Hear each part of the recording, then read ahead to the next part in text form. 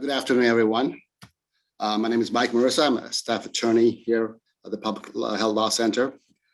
Thank you for making time to attend this very timely topic, an important topic. Thanks, Mike. All right, I'm going to share my slides. So I'm going to try to be as brief as I can, although there's a lot to talk about. I'm going to start by talking about some of the broader trends for just a minute, and then we will try to decode all the information that's coming out of the FDA.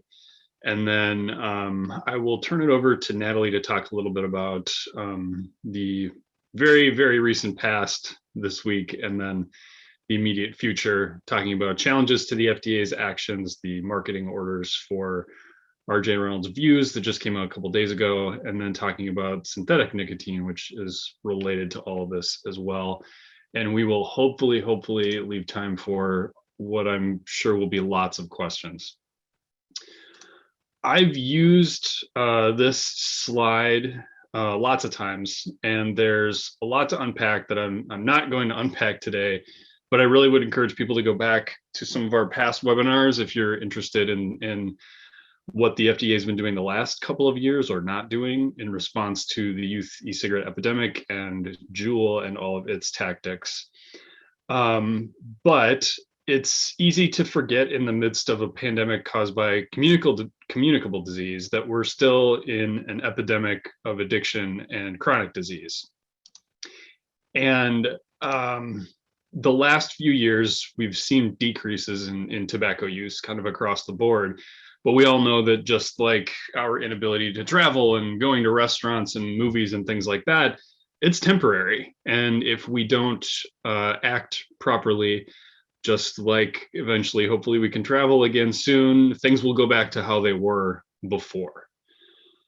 I've often tried to show changes in product use over time, and I've split the population into two groups: youth and young adults, here represented by blue lines, and then older adults in red.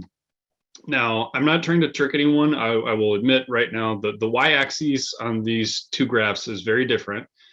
But what you have is e-cigarette use on the left and then cigarette use on the right. And these are population estimates. They're coming from the National Youth Tobacco Survey and the National Health Interview Survey. I think we're probably familiar with what's going on. We're still in a slow downward trajectory when it comes to cigarette consumption. That's been happening for years, for decades. And then on the e-cigarette side, we have a very recent spike in use. So this is the same information, but instead of having products grouped, we're going to put the age groups together. So again, youth and young adults on the left, older adults on the right. And now you have e-cigarettes in red and cigarettes in blue. Again, big disparities on the y-axis, not to hide the ball there. There are significantly fewer people under 25 in our country than people over 25. So this next handful of slides, what I want you to ask yourself is if you think that we've been addressing this epidemic in a way that will benefit public health. E-cigarettes have essentially been unregulated for the whole length of this chart. Now, obviously, we have state and local laws that are prohibiting youth sales and doing all sorts of things. But at no point in 2014 to 2019 had the FDA really taken any significant steps to do regulating other than a handful of things like warning labels on packages. There's no oversight on the actual products. And what's happened? Well, since 2014, when the FDA proposed to regulate e-cigarettes, until 2019, which is sort of the last year of pre-pandemic data, we have a very significant increase in e-cigarette use by youth and young adults. And that's greater than the decrease in the use of combustible cigarettes. And then for older adults, the numbers are, in the same ballpark, but a different degree of magnitude. So this has changed from 2014 to 2019, which, is probably not the best unit of time to analyze. What I would really want to look at instead is the beginning to the peak of the youth e-cigarette epidemic. And you get a very different picture. So we still have a massive increase in youth use of e-cigarettes, but a very different and very meager difference in combustible cigarette usage. It's going down, but the increase in e-cigarette use is almost 5 times greater than the decrease there. And look at older adults. There's a very different story there too. We actually have a pretty hefty increase in e-cigarette usage. And most of that increase, I'm sure, is the younger people in that group. But look at the numbers for cigarettes. It's actually up. So, I mean, in the long term, there's a clear downward trajectory, right?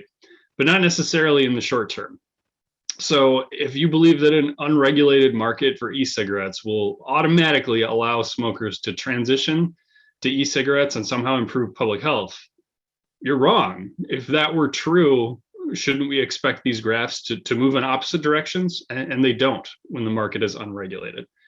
So if e-cigarette use increases, combustible use should decrease. And it doesn't. And the fact that it doesn't says everything.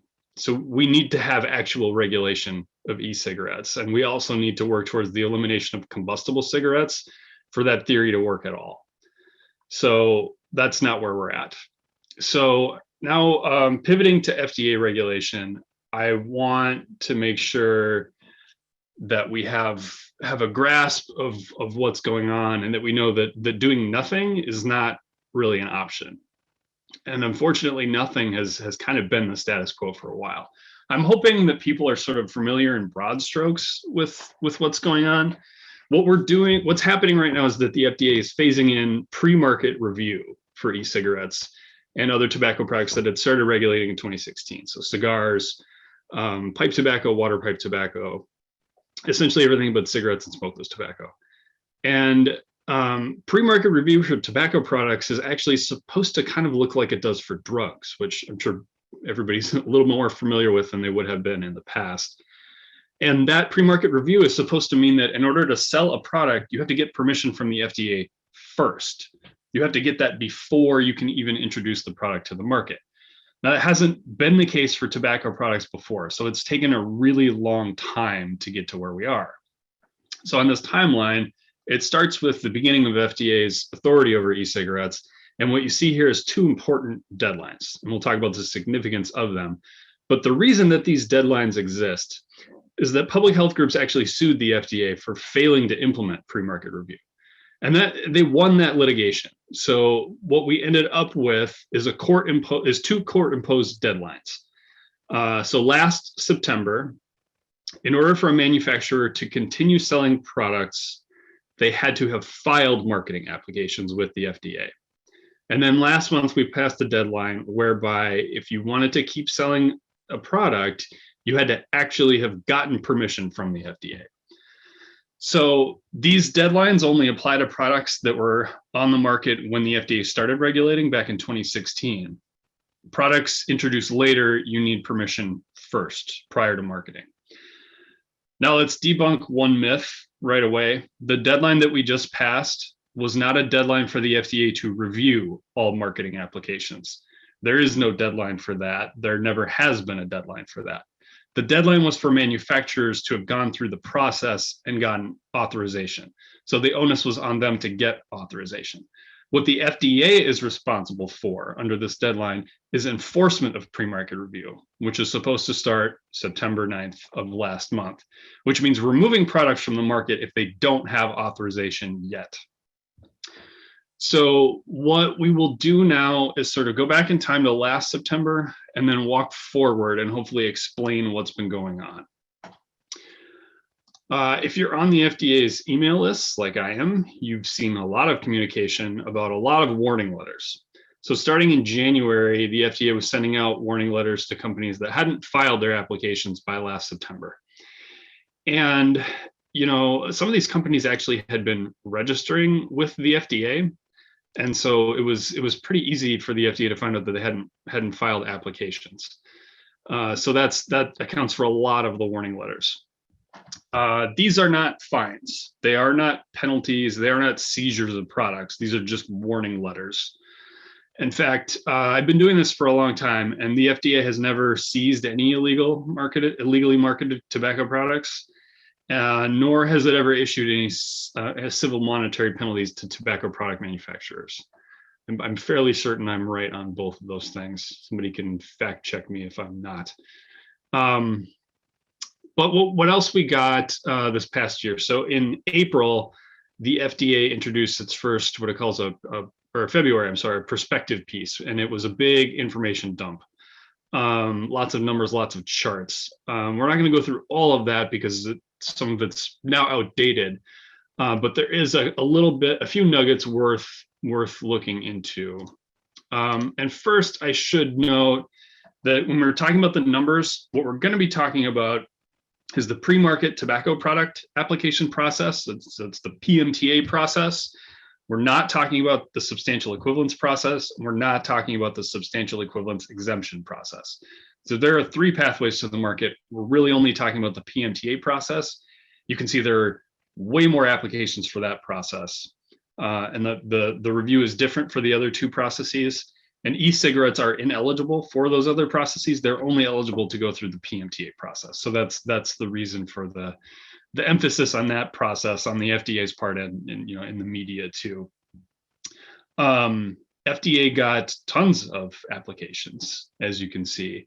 And then they also introduced a handy chart that I have stolen and modified. So this is the FDA's review process at a high level. After an application comes in, the first step is acceptance. There's probably a good joke there about acceptance and denial, but I'm not clever enough to come up with it on the fly. But at this stage, my understanding is there's a fairly cursory review of the application just to make sure there's basic information included, names of products, things like nicotine strength and flavor, like basic identification information, the name of someone or the phone number, email address of the company. If you don't have that stuff, you get what's called a refuse to accept, or RTA. If you do get accepted, the next stage is filing. And here the FDA is again looking at the application to make sure it's complete. But what they're looking at now is to make sure there's enough scientific information to actually review the merits of the application. And then if you don't have that, you get refused to file, or RTF. And if you have enough, then you move on to the next stage, which is the actual scientific review. So here the FDA's scientists are really looking into what information is submitted by the manufacturers, and then you either get permission, a marketing order, or you don't. You get a marketing denial order, or an MDO. And then, to the FDA's credit, with this big information dump, we actually got a list of products that had an application pending. The FDA promised to give it to us, and they actually did deliver. Credit to the FDA on that. I'm not sure if people got what they were hoping for, but we did get the list. It's actually 16 separate spreadsheets. And if you download them, which of course I did, and add them all up, you get 6,118,243 products, and all but 127 of those are e-cigarette devices and liquids. This list was updated again in April, and it hasn't been updated since then, and I'm fairly certain that it's an incomplete list, but we did get a list.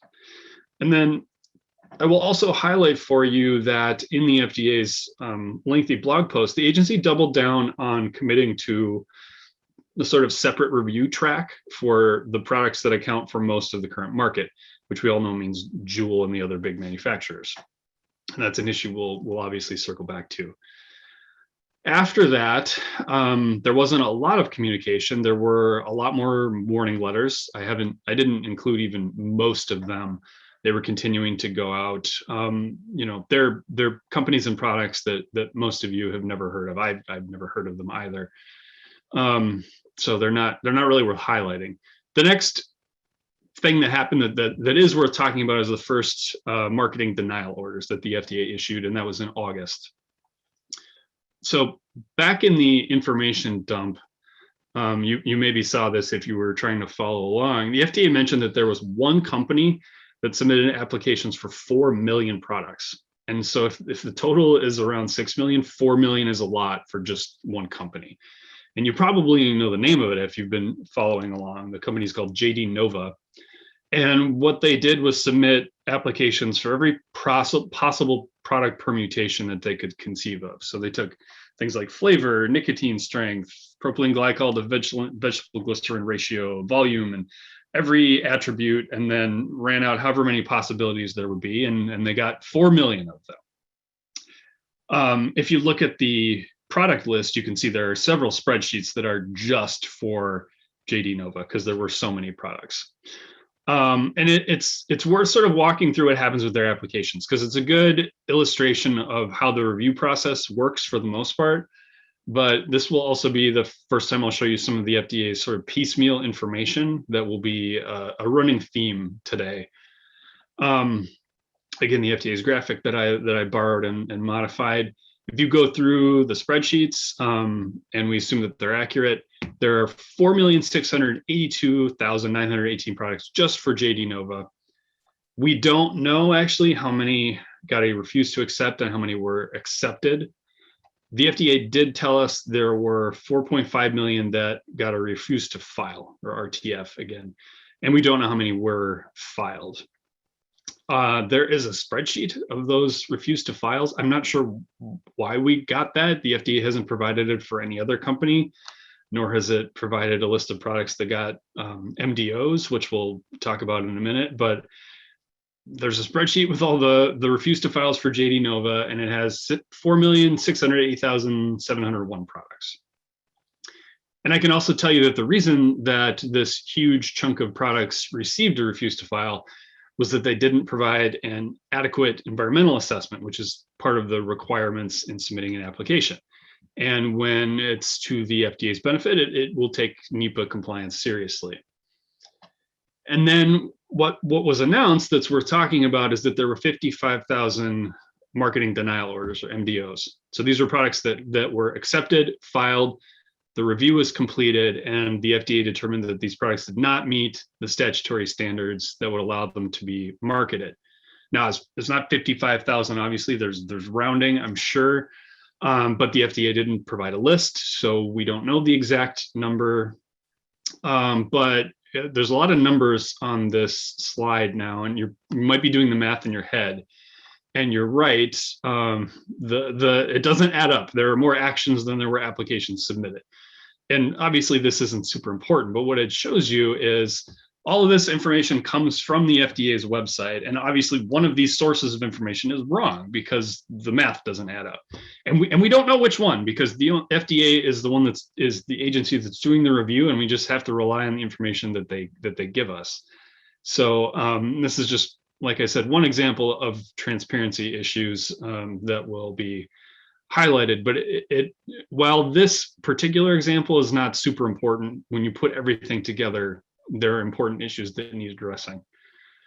And then, so the next update comes after the September 9th deadline last week. So FDA gave us another big update on review information, another long blog post, and here's what we know now. So the FDA says that the total number of PMTA applications is more than 6.5 million. And like I said, they didn't update that application spreadsheet, which had more than 4.6 million, something like that. So I'm assuming that there are just 2 million products that didn't get updated since April. Otherwise, there's like I said, a massive disparity in the information, and who knows what is accurate. There are 200,000 products that the FDA didn't accept, and then 6.5 million that were accepted, and that's the same number as that they're saying were submitted. So the FDA is rounding off somewhere in the realm of 200,000 products at some of the time. And then of that 6.5 million, 4.5 million were not filed. That's the same number we have for JD Nova, but if with rounding, there might be another 200,000 products there. We just don't know. And then FDA reviewed almost 1 million products and gave them marketing denial orders. And then I'm sure you all know this week, we have the first marketing orders for that went to RJ Reynolds for 1 Views device and 2 of its tobacco flavored pods. So again, assuming a pretty big margin of error for rounding, of the 6.5 million applications or products represented in applications, there's 5.5 million that can no longer be marketed. There's maybe 800, 850,000 products that are still in the review process, and then 3 that can be legally marketed. And again, those are ballpark numbers because we don't know for sure. Now, the elephant in the room is that among those 5.6 million products, very few products are products that anyone has heard of, which raises an obvious question. Before views, we really didn't, none of these products were all that important in terms of market share, which the FDA said it was using to determine review priorities. It said it was putting them in a different queue. And so, I mean, I think I can probably rationalize what's going on, but I'm not going to do that, because the bottom line is we have passed a deadline where a federal judge has ordered the FDA to remove products from the market if they haven't received authorization to be sold. Juul is one of those products that has not gotten marketing authorization, and it's still widely available everywhere. So to me, it is plain and simple that the FDA has failed in this process so far.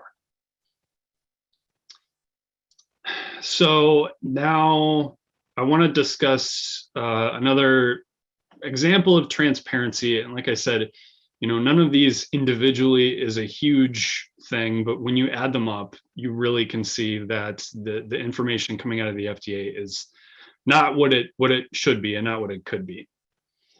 Again, to the FDA's credit, they did provide the application list, although I said I'm confident it has not been updated to reflect all the applications that were received. And if not, then there's just this very strange and very large discrepancy in the amount of applications that the FDA is representing in different places. Now, when it comes to actions on applications, we have very, very little information. So on the FDA's website, which is this screenshot here, you can see there's a spreadsheet that is supposed to show you marketing denial orders, which looks promising. Obviously, I downloaded that spreadsheet. Except this doesn't give you a list of products. What it gives you is a list of companies that have received marketing denial orders, which I don't know why that would be useful to anyone for any purpose, because just because a company has received some marketing denial orders doesn't mean it's received it for all of its products. So it is no help in identifying products that are illegally marketed. So let's talk about why, because I think I have a theory about what's going on. I'll walk you through my analysis. Like I said, having done this for a long time and having dealt with this issue in particular in different places multiple times over multiple years, the FDA wants you to know for sure that it is not giving away any confidential commercial information. And if you don't speak FOIA, that's exception B4 to the Freedom of Information Act. And it's the one that, in my experience, the Center for Tobacco Products relies on more than any other. Now, I hope you're already asking the question, wait a minute, how can the list of products that were commercially available, how can that be confidential? Which is a great question, because if you know FOIA case law, if information is published and readily available, it does not meet the definition of confidential, regardless of whether it's commercial information or not. So this is pretty perplexing. I'll walk you through, again, what I think is going on, and it's going to get, like, we'll say, playfully conspiratorial. If you download the FDA's spreadsheet, you actually get a disclaimer at the top that not only is this just a fairly useless list of companies, it's not even a comprehensive list, because the FDA hasn't determined yet whether some of the products are currently marketed. Now, that's odd because, again, we have the list of products that had applications pending. So we already have the names of those, and they've already been published by the agency itself. So these should be those same product names, just in a different spreadsheet. Now, I think that the reason that it's doing that, again, is going to sound a little conspiratorial, but let me show you this. So the FDA created this way back in its first information dump in February, and it's this whole separate page on the review process called Metrics and Reporting. And I was really excited about this. I mean, I like when the FDA provides real information. This page has numbers that are not rounded off. It's got the real numbers. It in theory makes presentations like this really easy for me. I'd love to give people the actual right numbers. But none of the information I've shown you already came from this page, because I can't use it for that purpose. Notice that the FDA is clear. This is updated in July. So that's after the April date of the other spreadsheet. So that's good. But you'll notice here the application numbers are significantly higher. I mean, 6.9 million probably shouldn't be rounded to 6.5 million. And if you scroll further down this page, you'll find what should be like the holy grail of tracking information on the FDA. It's this document that has all of the real, like I said, unrounded numbers of every step of the process, and it's categorized by product category, and it should be fantastic, except if you open that up, you get an even bigger number, 7.9 million, which is way more than what the FDA said. And then there's a little a note here that actually explains it.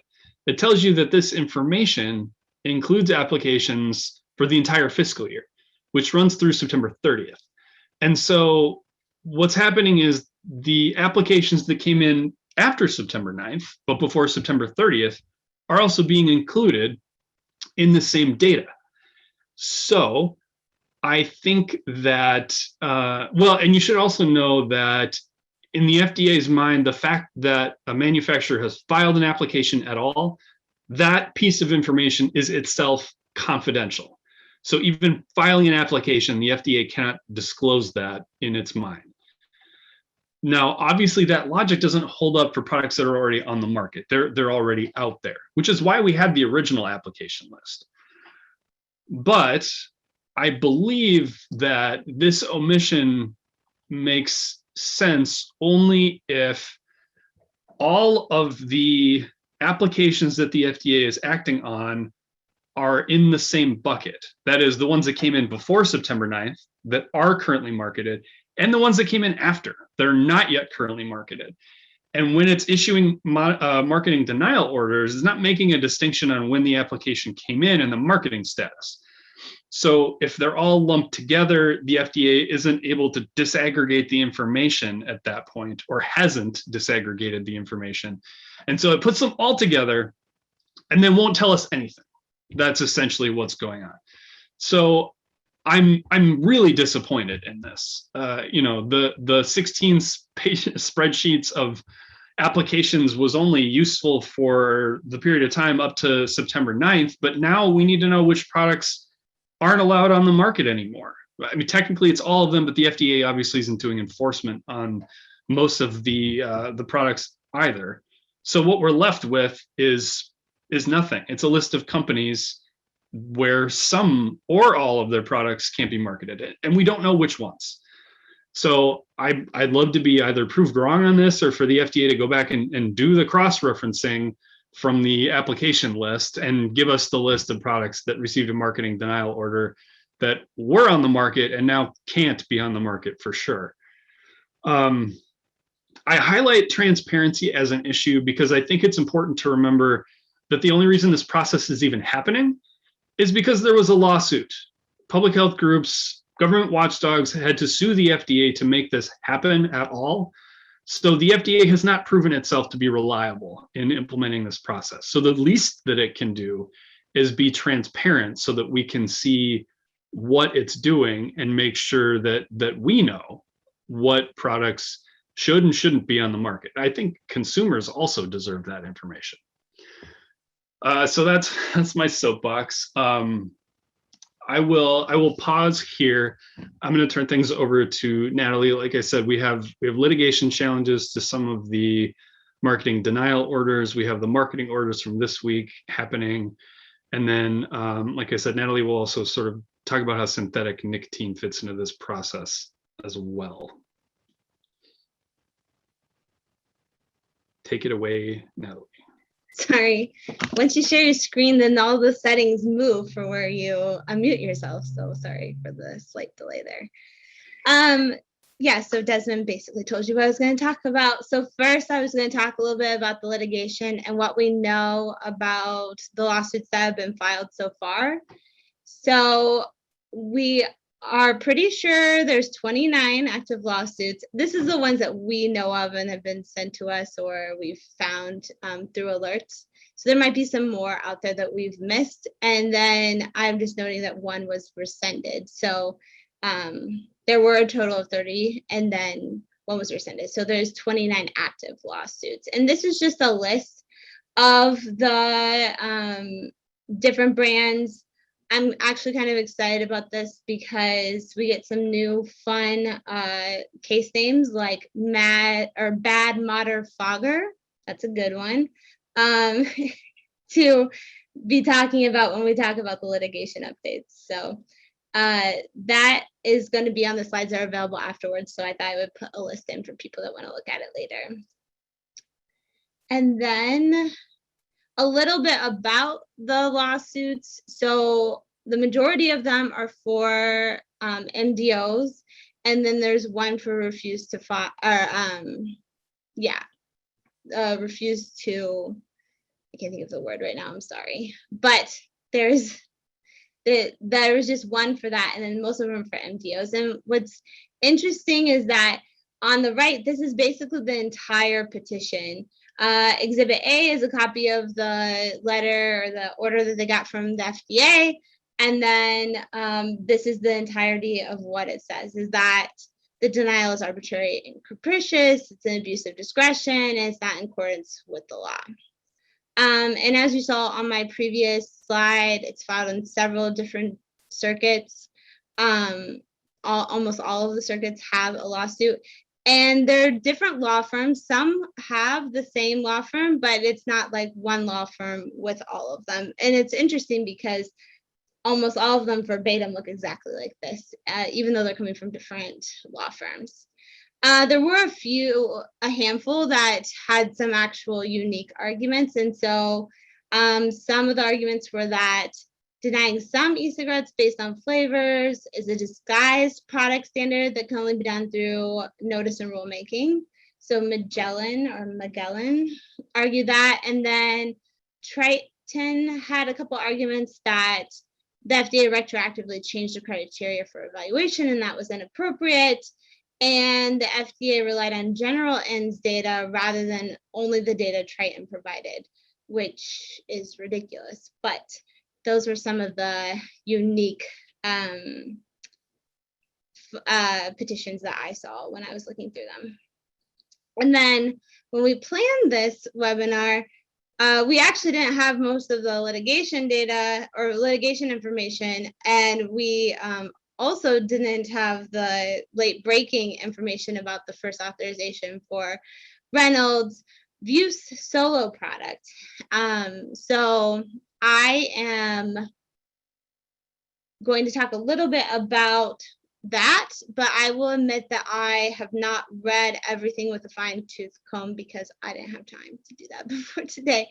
So we will be putting out more information about it as we get more time to read through it and look through it. But what basically you should know is that they authorize their unit, like the actual device that does the heating, and then they authorize the original flavor and cartridges in two different types of, I think, outer cartridge parts or something. So there's two different ones. And in the information, the reasoning is basically that the abuse liability is lower than cigarettes and other ends products. And I kind of highlighted other ends products because I think that that is a good sign, in that we have seen that for the denials of the other flavors, that there's being some sort of comparison of the ends products to themselves and not just a comparison to cigarettes. And then they said that the toxicological risk is lower. So they're talking about the reductions in like the aerosol itself. And then they looked at the reductions in blood and urinary biomarkers of exposure. And that was only compared to cigarettes. And I don't know that they evaluated any data of like e-cigarettes compared to each other. And then they also indicated that current cigarette users indicated they have the highest intentions to purchase Vuse, and they prefer tobacco flavor over other flavors. So those were kind of the basic findings of why they approved these cartridges. So some takeaways from the first authorization, and like I said, there's probably more to come. Good things, I kind of have a question mark. I don't know how many good things there are exactly, but the one good thing I can think of is that they denied other flavors, but they punted on menthol, and I'm going to talk about that in a minute. So they didn't approve the other or authorize the other flavors for sale at the same time that they issued the authorization for the tobacco flavor. Something that is a concern, I put this on the previous slide and I didn't highlight it, is that the nicotine content is 57.4 milligrams per milliliters, which is incredibly high, and that is concerning. And that's above the limit in Canada, the UK, and the EU. And so that is a very concerning number. And also it's a nicotine salt number too. So that is concerning.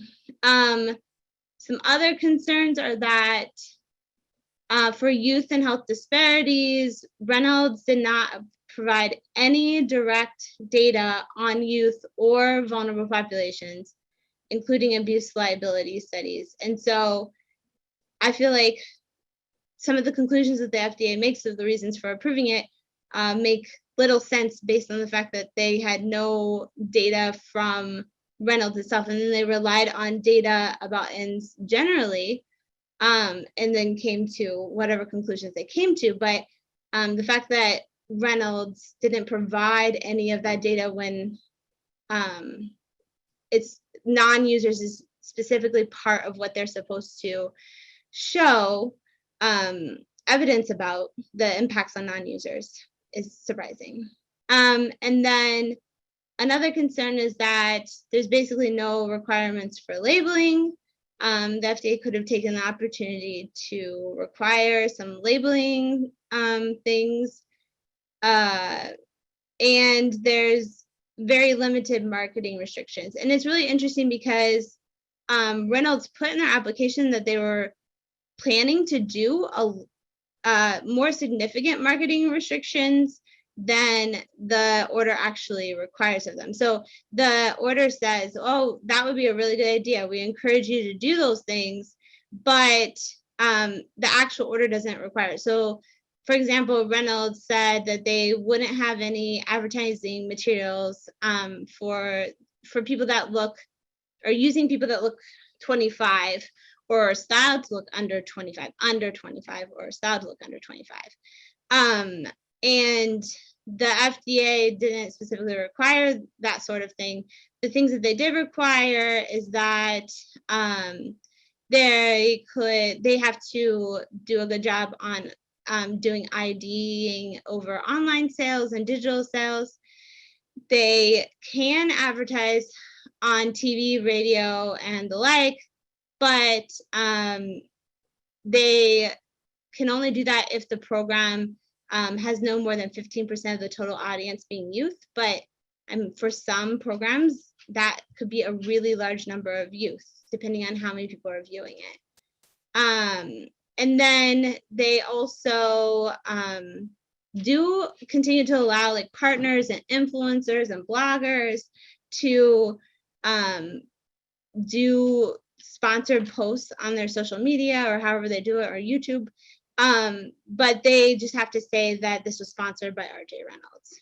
So it seems like, to me, for the most part, the primary things that they allow or the things that they are requiring are an effort to try to avoid a First Amendment lawsuit.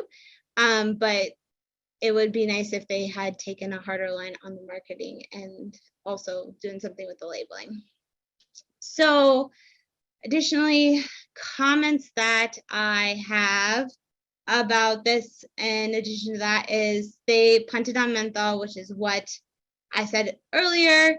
That is maybe a good thing or maybe a bad thing. It's hard to know exactly why they're punting. We've thrown around some theories. One theory we have is that perhaps some of the new PATH data or NYTS data will really provide some good evidence for them to conclusively say that menthol belongs with all other flavors and should be denied. It's also a possibility that as they're considering or working towards promulgating a rule that prohibits menthol in cigarettes, that perhaps they're punting for some reason to someday do allow menthol e-cigarettes, and because they're going to be prohibiting menthol cigarettes. So I don't know how likely that is, but those are sort of some of the theories that we've floated, and we're not exactly sure why. And the other thing, Desmond kind of mentioned this, but the environmental risk, I was just looking at this because we've been talking a lot about how the FDA has been approaching the environmental risk assessment that they have to do, and they typically are not like giving as much information as they could. And what we've seen is that their previous EAs have been like lacking and really vague and just saying that they find that there's nothing concerning. And so there's not enough information to know whether they're properly considering everything that they need to consider when they're looking at the environmental risk. But we know that these products, produce a lot of waste from the products themselves being thrown away, and emissions and whatnot. So that's also concerning and something to be looking at when we're looking at these authorizations. And then people were asking in the comments about synthetic nicotine, and the good news for you is that I plan to talk about that a little bit too. And so I think it's important to talk about, as we're talking about the pre-market review, synthetic nicotine, because as the FDA gets going on actually having comprehensive regulations for all products that are made or derived from tobacco, it's a concern that this might push and accelerate the already sort of growing synthetic nicotine market. So I just had a couple examples. I think a few people, or everyone probably knows about Puff Bar. They went away, they came back, and they said, now we're using synthetic nicotine, and the FDA cannot do anything about it. And they continue to market their products and sell their products in a variety of flavors and without any authorization or approval from the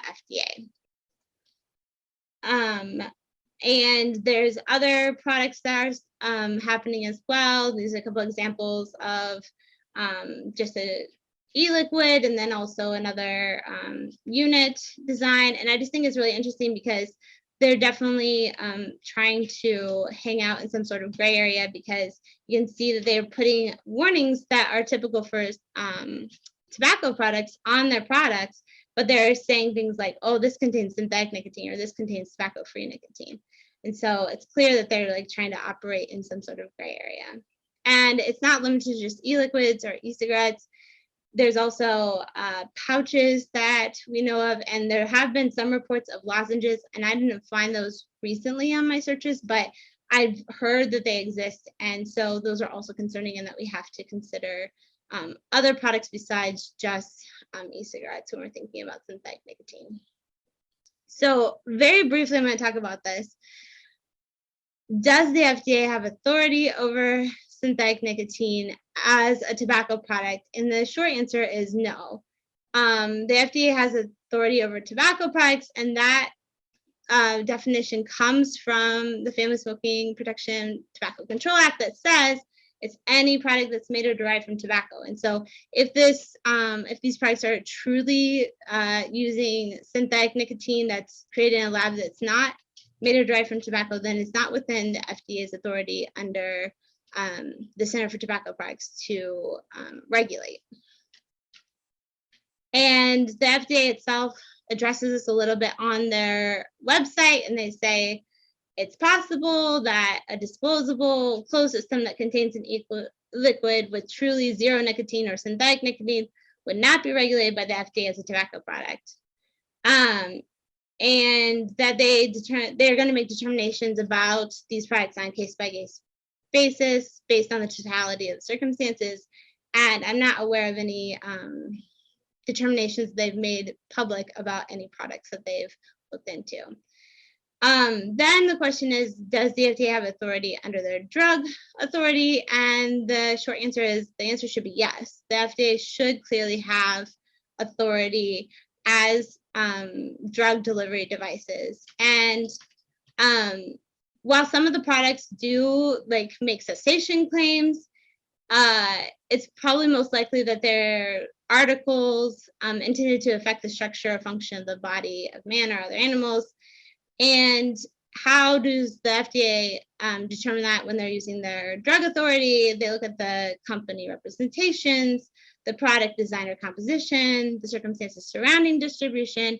And then I would argue the nicotine itself is part of that calculus, because these products are often claiming that they use completely odorless, that the synthetic nicotine is just so pure, it's completely odorless, it doesn't add any taste. So why would you be adding nicotine to a product that isn't adding taste or flavor or some benefit other than to affect the structure or function of the body? And this is just a couple examples of some of the claims that they're making that could be directly related to drug claims. So satisfaction of smokers, finder nicotine satisfaction. So those are just examples that could be used to determine that they are drugs and that they are intending to affect the structure or function of the body.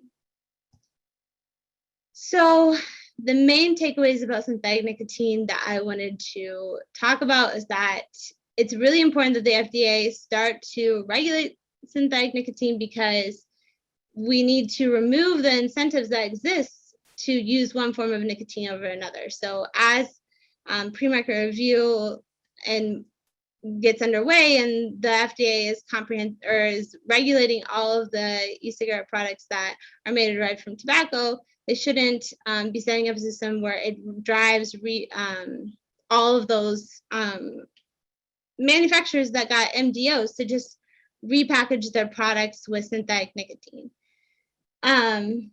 And so the solution there is for CEDAR to begin regulating synthetic nicotine and to remove that incentive.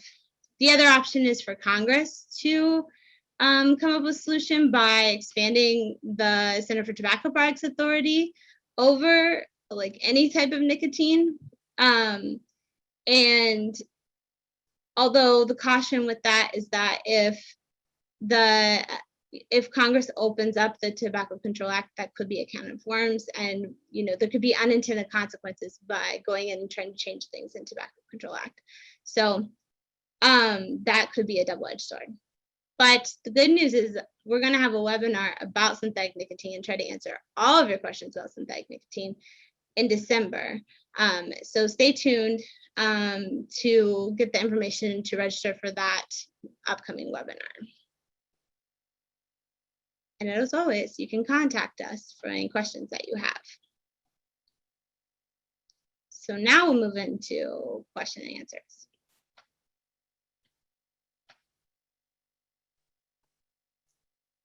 All right, I'll moderate some of the questions. We don't have a lot of time, but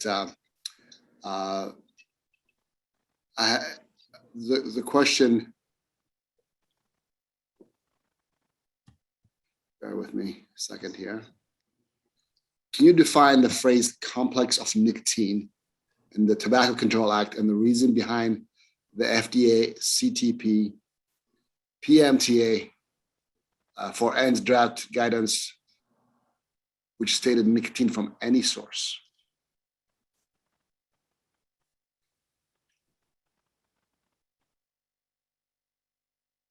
I'm not familiar with that draft guidance off the top of my head. I would really have to look at it to be able to figure out what that means. I know that the Tobacco Control Act, I don't remember if it has a definition of nicotine or if it uses the phrase like nicotine and nicotine salts, and that's possibly what it's getting at. I mean, it's crystal clear that the Center for Tobacco Products does not believe that it has authority over things like synthetic nicotine. In fact, there's a rule out there that attempts to divide authority between CTP and the Center for Drug Evaluation and Research. And CTP, the Center for Tobacco Products, acknowledges that the only way that it is a regulator of products that are not made or derived from tobacco is if they are components or parts of products that are made or derived from tobacco. So if you have a physical device and there's no e-liquid in it, the Center for Tobacco Products still regulates that if it's, a company that sells it with pods that contain nicotine, because it's the component or part of the whole. But when you're talking about synthetic nicotine, it's outside of that authority, as Natalie mentioned, and it's solely in the drug realm. And to be clear, staying with synthetic nicotine, is it just as addictive as regular nicotine? Is the science in on that, Natalie? That's a good question. So synthetic nicotine previously, that the science is not in about that. So there are different kinds of bioavailability historically for synthetic nicotine versus nicotine that's derived from tobacco. But it seems that more recently, more biologically available nicotine has been synthesized to use in synthetic nicotine. But I would say the science is probably still out on that, and that's a good question that we don't know much about. All right, now, Desmond, in terms of enforcement of, these illegal e-cigarettes, will they be removed from the shelves? I know you talked about the FDA sending out letters as sort of a precursor to any action. Have we had historically anything that's parallel to this or similar to this? No, not really. In theory, what the letter of the law right now is that every single e-cigarette that is sold in this country, with the exception of Vuse, the 3 authorized products, every other product that gets sold is illegal. None of them have pre-market authorization, and we are past the deadline that a court said they needed to have it in order to continue to sell their products. Obviously, the FDA is not telling anyone they need to pull all their products from shelves. That hasn't happened yet. Obviously, FDA doesn't have the resources to, force every single tobacco product retailer in the country to. We wouldn't want them to be spending all their resources on that, theoretically. What I suspect is happening is, in terms of enforcement priorities, is that the companies that have gotten the marketing denial orders, actually, FDA has already sent out a couple of warning letters to companies that received marketing denial orders and kept selling their products. That'll be the FDA's first targets. I don't know what will happen when we get to a point where there are, most products have either received authorization or not. At that point, we should see, retail enforcement where the FDA's contractors are really actually telling retailers you can't sell these products and giving retailers warning letters if they continue to sell them, and starting to actually seize products that shouldn't be on shelves. That's the best way to enforce something like this. I will say that the status quo, I think, is untenable for the FDA. We'll reach a point in the future that I don't know when, that if the FDA is not actually doing some pretty robust enforcement, I suspect, and I've had broad strokes conversations with some of the groups who are plaintiffs in the litigation that created these deadlines, and they've said that going back to that court is definitely still on the table. So if we're, months down the line and Juul is still available, FDA hasn't acted on it, and there's nothing happening in terms of enforcement, I'm sure they'll be filing something with that court, and then FDA will start doing things. Agencies don't like to run afoul of the judicial branch.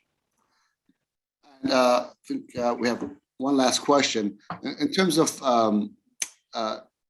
the reversal of the MDO in regards to one product, what is the status of the products during this litigation? Has there been some sort of abeyance, or what can one expect in the marketplace? Yeah, that's a good question. Natalie, do you want to take that, or do you want me to take it? You can. Okay. I have seen in some of the MDO petitions some of the manufacturers have asked courts for preliminary injunctions.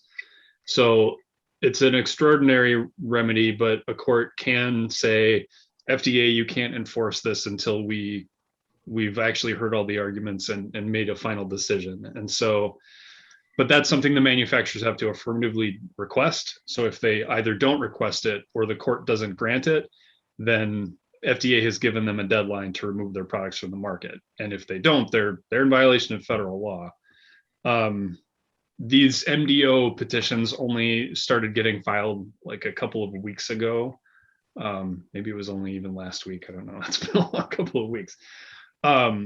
So we're not at a point where any courts have ruled on any of those preliminary injunction motions yet, let alone getting to the merits of review. So there's a lot still up in the air. I think we could probably cover a couple more questions, to be honest. So one question is that what's the difference between authorized and FDA approved?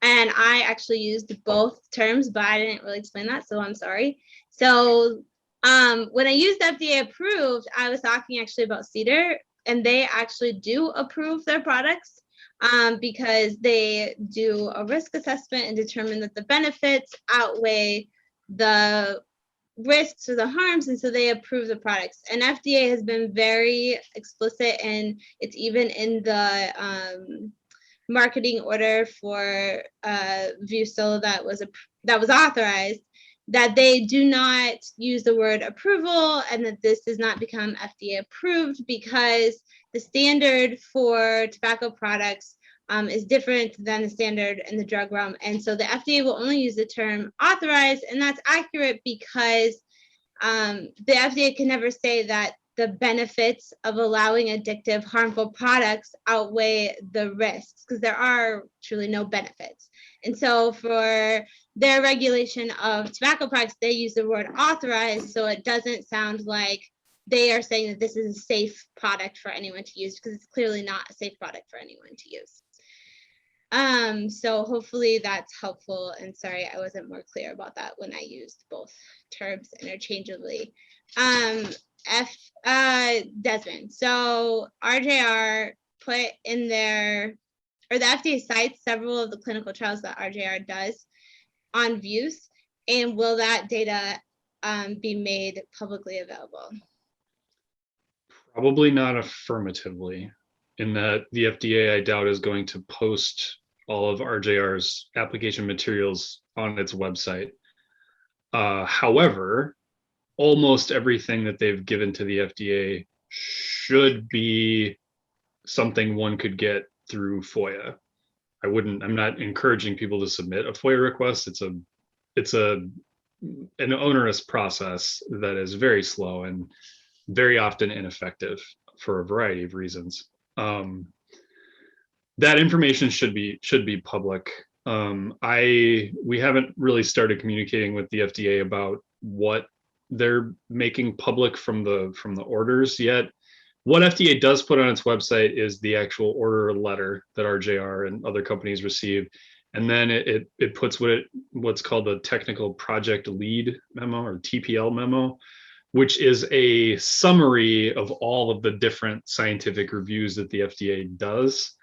It's like the sort of final summary memo that's still pretty long, but each of those individual scientific reviews should also be public. There's definitely information in them that the FDA would redact. So if there's, actual confidential commercial information, they'll black that out. But most of that information isn't confidential commercial information and should be available. I'd be surprised if FDA was doing it on its own, but I'm hoping there's enough of a push from public health groups that they will at least consider it. They have done it in the past for the very first set of substantial equivalence orders that they did. They put a lot more information out than they had otherwise, and it was because so many people wanted to look at it. So I suspect the same is true here, and so the FDA should treat it the same. I think we want to be mindful of people's time. Thank you for your attendance, and goodbye.